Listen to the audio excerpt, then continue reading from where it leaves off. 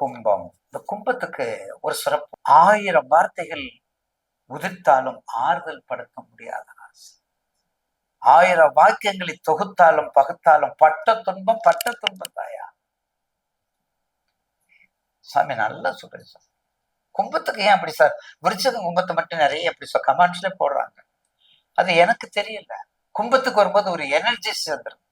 ஏன்னா அது ஒரு எனர்ஜிஸ் ராசி. அது கும்பம்ங்கிறது சாதாரண கோபுர கலசம். குடத்தில் உள்ள குடத்துக்கு மட்டும் இல்லை, குடத்தினுடைய விளக்கு இல்லை, அது கோபுர கலசம். இந்த காலம் போனவங்களுக்கு எல்லாம் பாருங்க, இந்த நம்ம தீபம் ஏற்றுவாங்க, மோட்ச தீபம். அந்த மோட்ச தீபம் பாருங்க, திருவையாறுல ஏற்றுறது ரொம்ப விசேஷம். நேயர்கள் நினைச்சுக்கோங்க, திருவையாறு. அந்த திருவையாறுங்கிறது ரொம்ப முக்கியம். ஏன்னா திருவையாறுல எம்பெருமான் குருநாதர் திருநாவுக்கரசருக்கு காட்சி கொடுத்த இடம், மோட்சம் கொடுத்த இடம். அப்ப அங்க மோட்ச தீபம் ஏத்துறது ஒரு மகத்தான இடமா மாறும். அப்படிப்பட்ட கும்பராசி, அதாவது வானம் தொட்டுவிடும் தூரம் தான் உள்ளது. தங்களது நேரமும் கடந்த காலங்களில் துவண்டு புரண்டு கரைஞ்சு இன்னல் இடுக்கல் துன்பம் துயரம் பட்டு பட்டு பட்டு பட்டு அத்தனை தவிடுபடியாக்கி கயிறு தான் மாட்டணும்.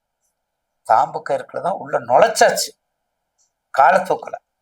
அப்படி கஷ்டப்பட்டு இப்ப ஒரு வகையா எல்லா நிலையிலையும் ஈஸ்வரன் சனீஸ்வரன் அந்த 7.5 சனிலிருந்து கொஞ்சம் கொஞ்சமாக 2.5+2 அடுத்து பாதச்சனில கொண்டாந்து அவரை பாதம் பணிந்து வணங்கணும்னா நிச்சயமாக மிகப்பெரிய எல்லையில்லாத செல்வத்தை கொடுப்பாங்க கும்பராசிக்கு.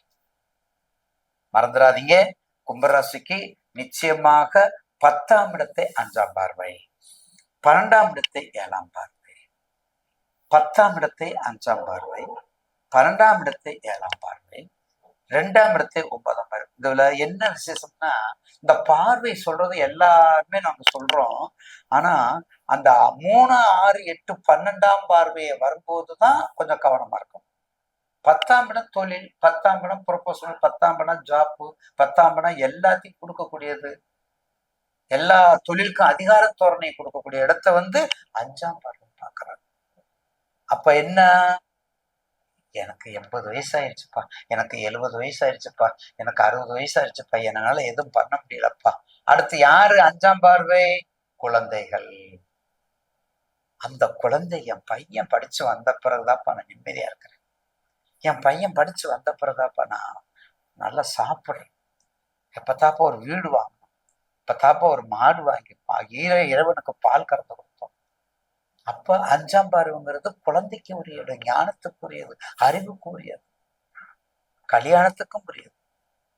அடுத்தது 12ஆம் இடத்தை 7ஆம் பார்வை. 7 வருஷம் குழந்தை இல்லை. இந்த குரு பயிற்சி பாருங்க, 12ஆம் இடம் INS there is called bedroom. 7ஆம் பார்வை புனரபி ஜனனம் புனரபி மரணம் இல்லையா? அப்ப கண்டிப்பா குழந்தை பாக்கியம். 2ஆம் இடத்தை சொல்லவே வேண்டாம். 2ஆம் இடத்தை 8ஆம் பார்வை இல்லை, 2ஆம் இடத்தை 6ஆம் பார்வை இல்லை, 2ஆம் இடத்தை 9ஆம் பார்வை, 2ஆம் இடத்தை 9ஆம் பார்வை. அப்ப எப்படி இருக்கும்? 2ங்கிறது எல்லாத்தையும் கொடுக்கக்கூடிய பெட்டகம், 9ங்கிறது பாக்கியம். பெட்டகத்தை பாக்கியத்தை பெட்டகம் பார்த்தா என்ன ஆகும்? கருப்பொருள்ல கருப்பை பார்த்தா தானே சிக்கல். பெட்டகத்தை பாக்கியம் பார்க்கும். அப்ப என்ன ஆகும்? எல்லா வகையிலும் தகப்பனா இருந்தாலும் சரி, தாயா இருந்தாலும் சரி, பெரியவங்கனாலும் சரி, இல்ல தொலை தூரத்துல இருந்து வர்றவங்கனாலும் சரி, 9 இல்லையா, தொலை தூரத்துல இருந்து வர்றவங்கனாலும் சரி, எந்த வகையிலாவது ஒரு நன்மையை கொடுக்கக்கூடிய இடமாக மாறும். அப்ப கும்பராசிக்கு நிச்சயமாக 7.5 பயப்படாதீங்க. இந்த 7.5 உங்களை ஒண்ணும் செய்யாது. 7.5 நினைக்காதீங்க. முதல் சுற்றா இருந்தாலும் எந்த சுற்றா இருந்தாலும் பாதச்சனி முடிய போகும். அது வாக்கியத்திலையும் போயிடுச்சு, திருக்கணியத்திலும் போயிடுச்சு. சனிப்பயிற்சி வாக்கியத்திலும் போயிடுச்சு, திருக்கணியத்திலும் போயிடுச்சு. Line clear. அப்ப பாதச்சனி முக்கியமானவர் உங்க ஆள் இருக்கார், ராகு இருக்கார், உங்க ராசினால பக்கத்துலதான் இருக்கார். பயப்பட வேண்டிய அவசியம் இல்லை. நிச்சயமாக இந்த குரு பயிற்சி கும்பத்துக்கு கண்டிப்பாக இப்போ உங்களுக்கு மிதுனத்து இருக்கும்போது கொஞ்சம் நல்லா இருந்தீங்க.